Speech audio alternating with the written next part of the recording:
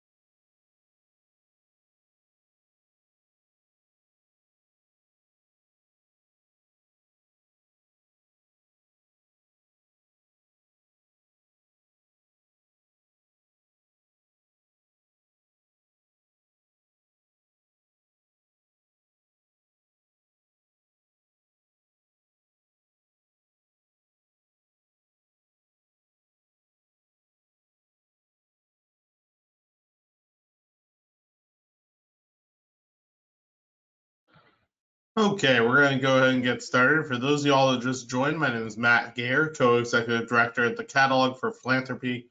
We'll be talking about conducting a social media audit today, how to evaluate our social media efforts. A couple of notes before we begin. You should be able to see our screen right now, hear our audio. If you have issues with either of those things, let us know. We'll try to address those as quickly as we can. If you have any questions throughout today, feel free to ask those at any time. We'll answer those questions as they come up or at the end of the webinar today. You can just type those into the question box. And we will send out a copy of the slides and recording shortly afterwards. So you will receive a copy of the slides and recording shortly after the webinar today. So when we think about social media audit and why this matters so much is that it's easy to spend a lot of our time on social media, not just personally, but at work, right? With communication strategies and creating a strong visual component. But it's difficult for us sometimes to be able to say exactly how we're doing, right? If I was to ask you right now, how do you feel like your organization's social media is going? A lot of times we get kind of shrugs in response, right? Folks feel like that's better than it was, or it's going okay, or we have a small following, but we don't really know what a large following would be or should be. So a lot of times we struggle there a little bit with the evaluative piece of social media and really being able to understand how we're performing and are we growing over time. So we'll go through some specific tips today for conducting a really strong social media audit. Before we do, we just want to give a little bit of context for why this type of audit and social media in general is so critical right now. One of the first things we see here is the fact that audiences want to engage with us, so we need to engage with our audiences, especially over the next couple of months leading into end of year, because somehow it's already that time of the year where we're thinking about end of year giving already a little bit. We want to make sure the next 2 months especially really have some engaging content that we're posting. We want our audience as active and engaged as possible going into that season of kind of solicitation, that season where we're asking people to come to events, to donate money, to tell their friends, Giving Tuesday, end of year, right? So much happens as we get into that season. So we want to make sure we are engaging our audience as much as possible now. Some of the things we see audiences engaging with that we want to make sure we're sharing, talking about the work that's being done right now and the recent impact. So really highlighting for folks that things have been happening and happening well in 2022, right? Giving them kind of information that's relevant to them right now, recent stories, past success stories. Again, if it's an older story from the last couple of years, that's totally fine. But the more recent, the more we see donors really responding. And a lot of that is just because donors are really overwhelmed with the news, with everything going on in the world right now. They feel kind of stuck. They feel powerless, possibly. So the more you're showing them those examples of progress, the more they're interested and being part of that work. So we're really trying to create that sense of action, that things are happening. Some things are going well, and that's going to drive their interest. The second thing we want to do here on social media over the next couple of months, and this is one thing we can evaluate, and we'll actually talk about this.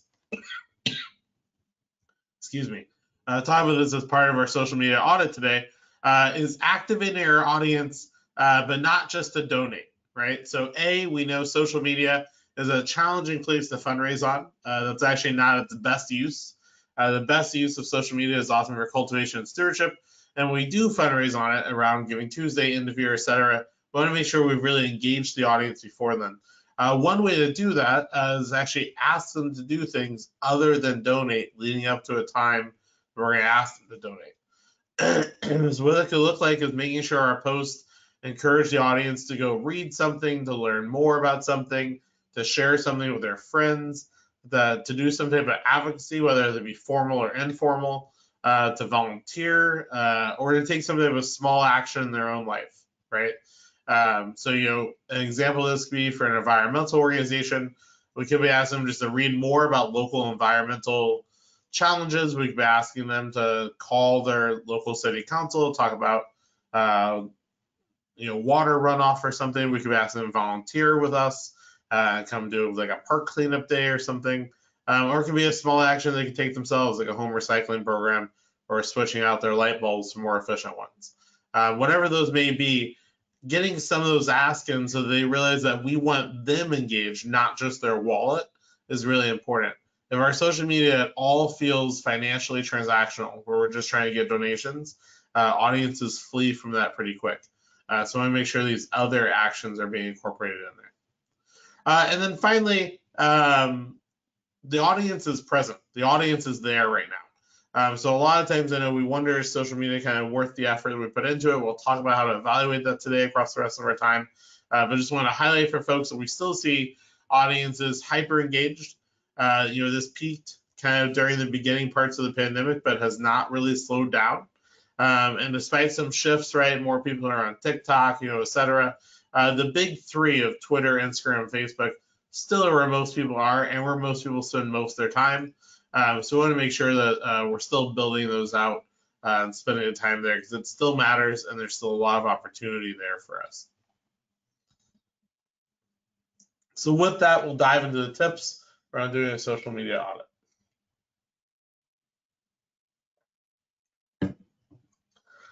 So the first one is that we really want to figure out where we are and how we're doing before we dive too much into looking at some of the more complex pieces we could evaluate.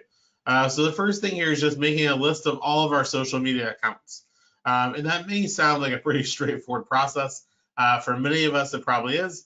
But for a lot of organizations, they may have old accounts they don't really use anymore, but I could probably find if I Google the organization.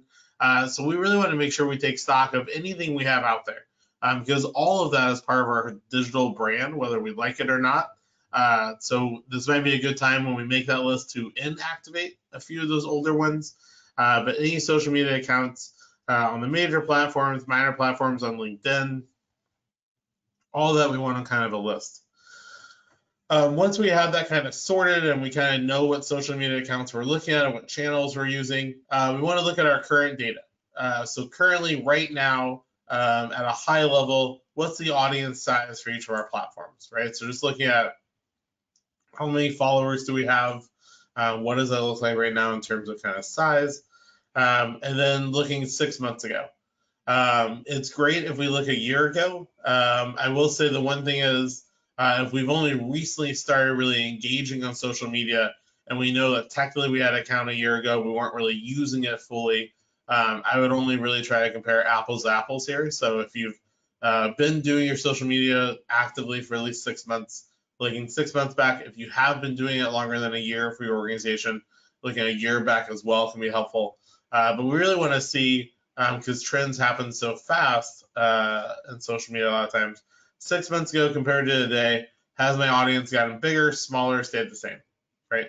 I will say overall, we do see kind of audience growth still happening for nonprofits. Acquisition is a little slower than it was last year, but still a real opportunity for folks to grow that audience. We know people are out there looking for this type of content, so making sure we're getting it out there to more and more people is an important kind of thing and tool that we're looking at here. So all your accounts, current audience 6 months ago, audience 12 months ago, if you think it's relevant.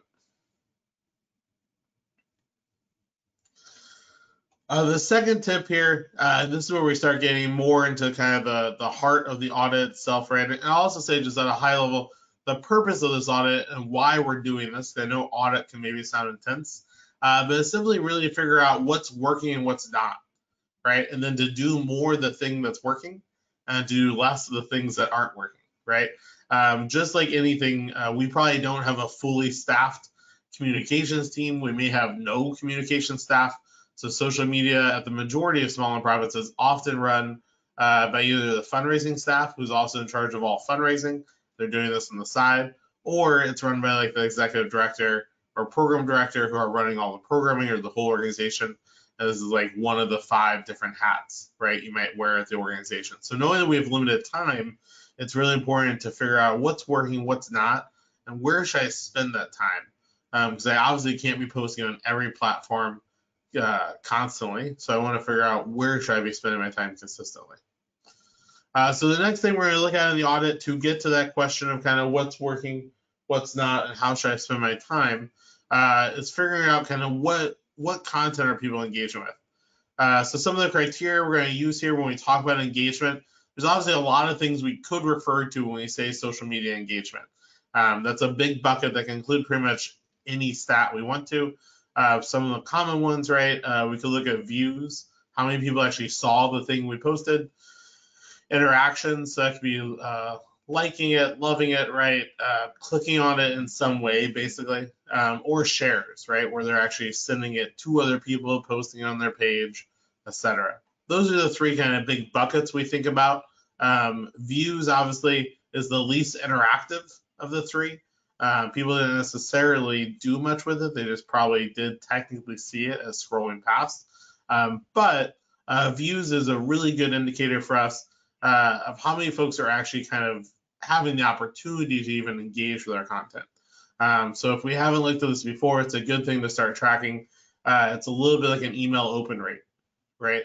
It tells us a little bit about how many people saw the thing we did. Interactions, right? So the likes, the loves, all that type of stuff. Those are going to tell us a little bit that someone both saw it and then also felt the need to do something about it. So it's a little bit like a click-through rate for emails.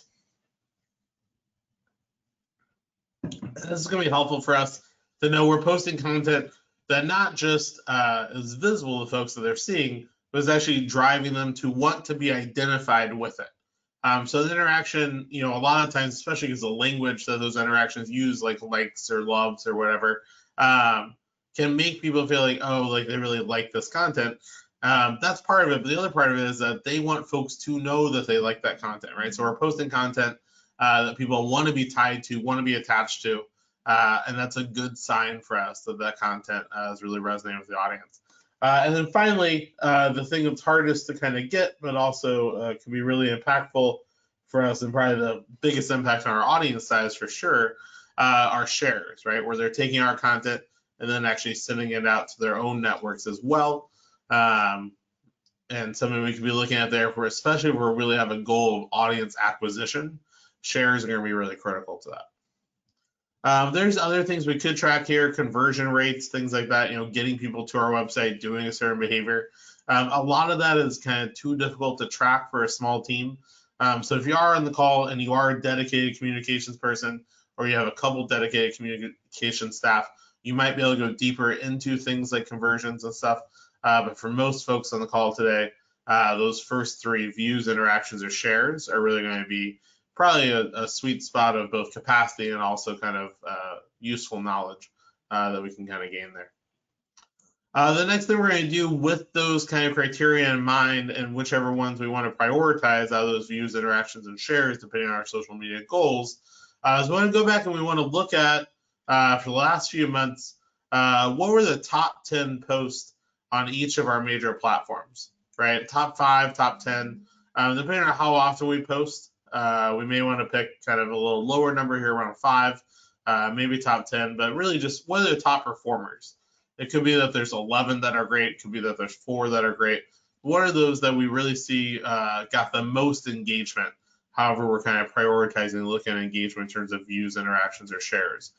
We want to copy those posts into our audit report or write a brief description of them, right? So we don't necessarily don't need to write word for word what the caption was or what the photo was, but saying like, photo from, our programming, and then we describe the programming in the caption.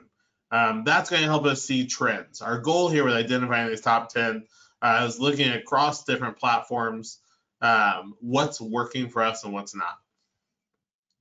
So when we think about looking at those trends, we want to look at these posts and see if anything stands out, right? Are there differences from the different platforms? Something's working on LinkedIn that isn't working on Facebook, and something totally different working on Instagram. Is it kind of the same across all platforms, which means that maybe I can start making my content a bit more unified and not spend the time kind of diversifying based on the platform? Are there commonalities around kind of language or topic? Maybe there's a hashtag we're using that's really popping for people, or it could be timing. It could have very little to do with the content. It could be that our posts on Tuesdays just always do the best. It could be a type of style, right? So is it a real photograph or a graphic that we made, a video that we made? It's not always going to be clear right away. It could be any or all of these. Often there's usually some type of trend to it, even if it's just a broad topic where it's just about our programming, about our impact, a client story, etc. And those takeaways could differ based on different platforms.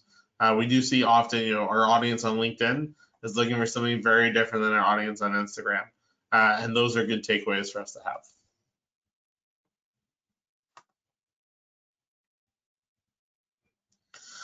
Someone was asking, other than just kind of scrolling through all of our kind of Twitter posts, for instance, how can we determine our top 10? That's a great question. So on most platforms, and also if you use Hootsuite or any other, or another type of aggregator and kind of scheduler like that, you often can kind of look at just your top performing posts. So depending on the platform, or if you use a scheduler, you should be able to use the analytics page to look at your top performing posts. If not, it would require some scrolling. This is a great kind of intern activity if you have one. But most of the time, you should be able to find at least a handful of your top performing posts from the analytics page on the platform and or from the scheduling software that you use.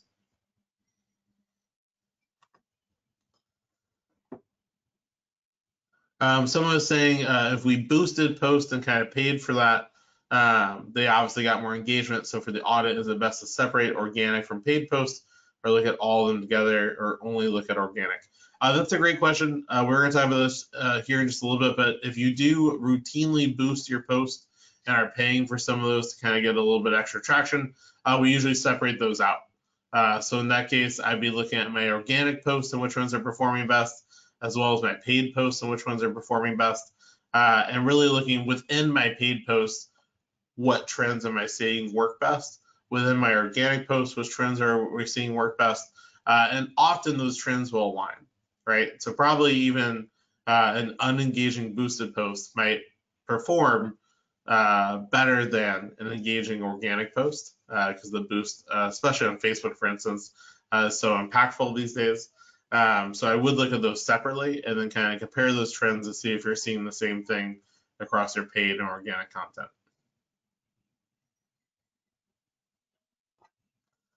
Someone else is asking, just is it worth boosting posts? So this is a great thing that coming out of the audit, as you know more about what content is typically engaging for your audience, or what time or what day, etc., is most engaging for your audience. That's really where I think we see sometimes it can be helpful to start boosting after that. So when you have that insight, you know what's working and not working, then it can make sense to kind of double down, right, on those things we know that are already performing well. Let's put a little money behind it, see if we can get it even to that next level of kind of reach and engagement. So a good thing to do as you come out of an audit to really put this learning into practice.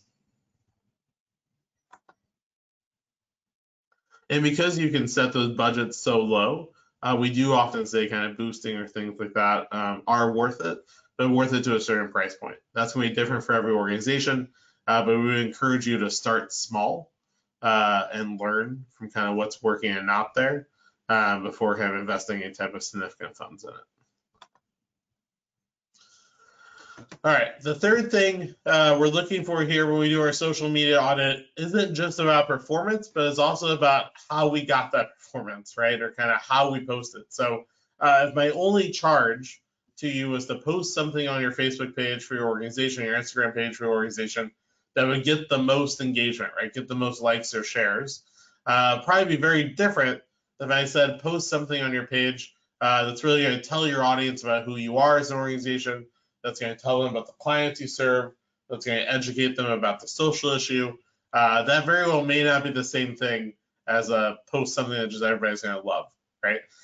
So we want to make sure that on our social media, a really important thing we encourage folks to consider is how to make sure that, yes, it's nimble, it can change more, it has more flexibility than some of our traditional communication methods, but it still feels like us, right?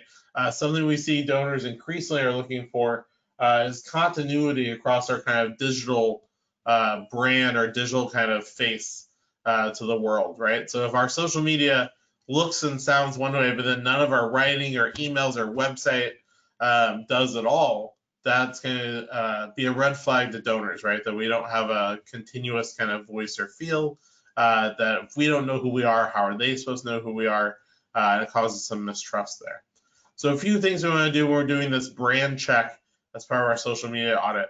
We want to have a key list of what we're looking for when I say isn't on brand, right? So if I ask you like, hey, is that social media post that you just did on brand, you need to know kind of what that would mean for you. At minimum, it usually means there's certain color schemes that we use or don't use as part of our brand. There may be an ideal tone or voice that we've identified that we want to make sure we're adhering to in our posts. There may be certain very specific language elements about how we talk about our clients or community or work that we include or not include, and all the way up to other things like how we're using our logo, etc.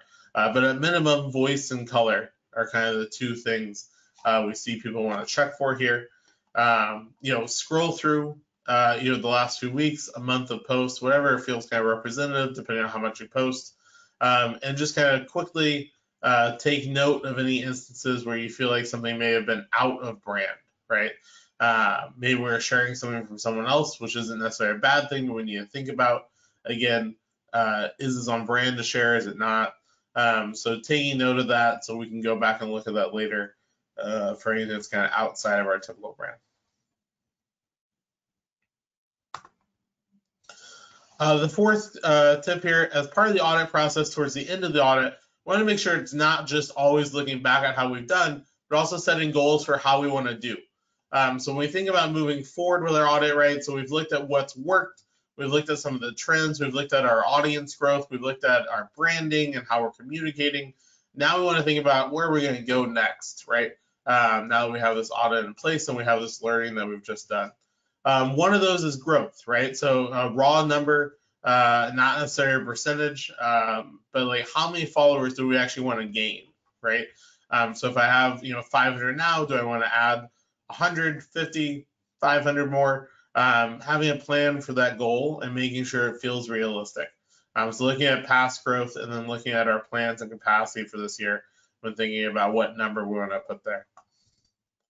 We want to think about some engagement metrics as well. So for at least one of those three we talked about around kind of views, interactions, or shares, setting a goal around those metrics, looking up some national benchmarks. But I will say again, small nonprofits, right, have different levels of engagement on social media because we often know our audience a little bit better. So planning our goal really based on our performance primarily. Benchmarks can be helpful context, but our performance in the past and the capacity we have in the future should really be the driving indicators of the goals we're going to set there. And then finally, we encourage folks, instead of annual goals here, setting goals 6 months at a time. And that's only because these days especially, there's so much changing about the world, community, how we communicate on social media. That setting a year goal often means we're just going to have to change it anyway. So for the time being, at least setting goals at 6 months of time to allow us to be a little more nimble and responsive. And we could always set it annually, then update it, but we often see it's a little disheartening for teams. So instead, setting a 6-month goal, working towards it, and then reevaluating at that 6 months about setting a new goal for the rest of the year. And then the final tip here for our social media audience, and the final thing we look at, and why we put this last after goal setting, is because this one does take the most time.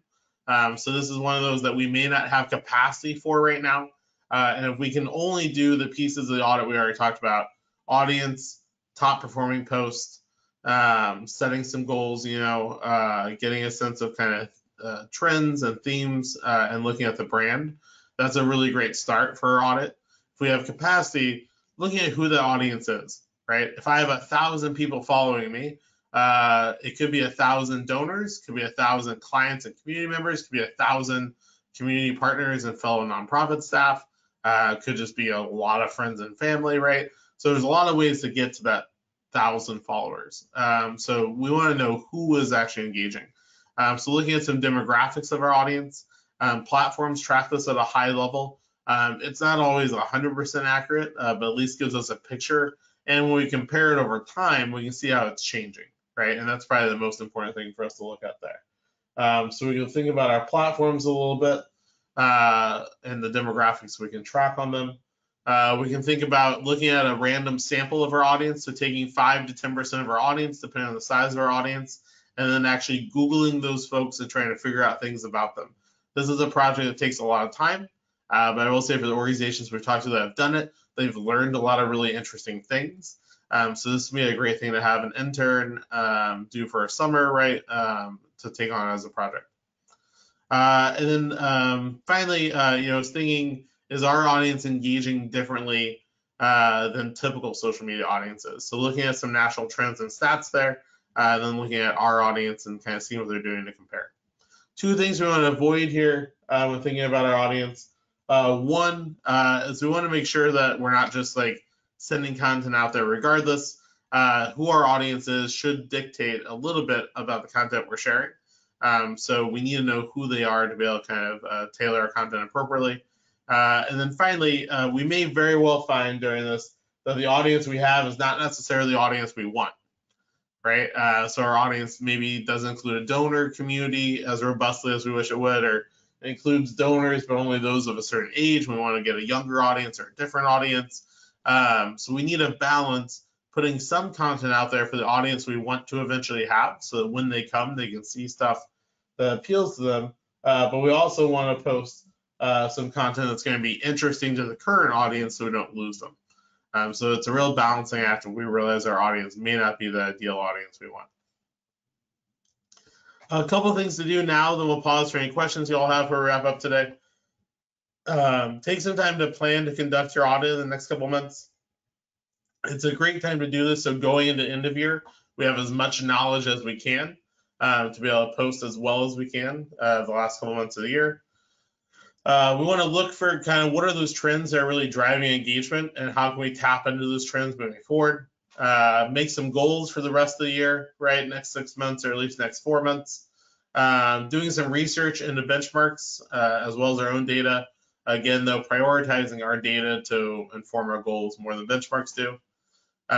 Making sure we're not just looking at the type of post, we're also looking at what that post said and also what that post looked like. Is there visual content, types of pictures, etc., that are performing better than others that I should make sure I'm thinking about including there. And then finally, just diving into some of those audience stats, engagement stats as we have time. So with that, I'll pause and take any questions you all have before we wrap up today.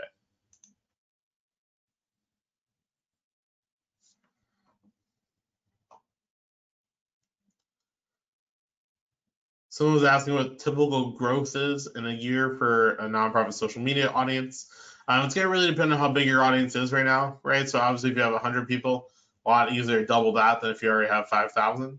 So there's not necessarily a set percentage I would have. I would say once you're over 1,000 roughly followers. If you're going to set a goal for more than 10% growth, I would just have a plan for it, right? Like we are going to grow our audience from 1,000 to 1,500, but we're going to do so through this targeted peer-to-peer campaign, or we're going to do a paid post or things like that.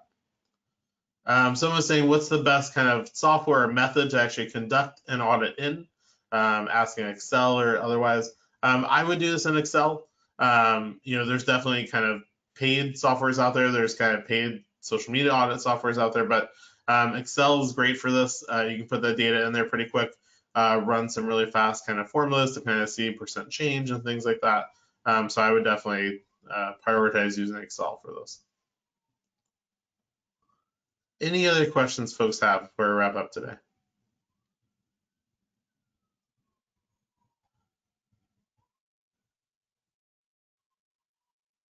All right, great. Thank you all for joining. We'll send out slides and recordings shortly afterwards. Have a good one.